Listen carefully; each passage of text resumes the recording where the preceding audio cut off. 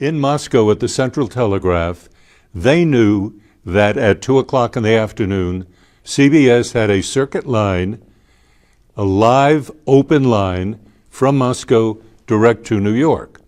At that time, we had censorship in Moscow. So I would give my copy to a censor who read it behind a green door. I remember that very clearly. And then they would give you your copy back, sometimes with sentences X'd out, sometimes just the way you wrote it. And you had to read it that way. If you added to it, they would pull the circuit and you'd be cut off. So what you had to do was to speak in a kind of code language that the Soviet censor would not understand. And I can give you one illustration. There was a meeting in late 1961 of all of the leaders of the Soviet Communist parties all over the world.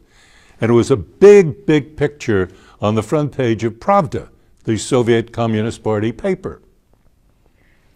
Well, there was also a meeting in Upper New York of a group of mafia chieftains. And I was trying to describe how really unappealing these guys were. And so I said that on the front page of Pravda today, there's a photograph of all of the leaders of the communist parties all around the world, and they looked remarkably similar to a group of gentlemen meeting today in Upper New York. And I knew that it was this mafia group.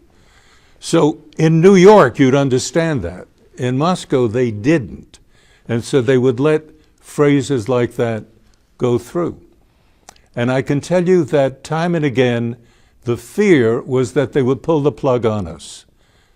So we had to be very careful about getting the news out, but in a way that was acceptable to our standards of journalism, but somehow or another acceptable to the Soviet censor. It's a hard job.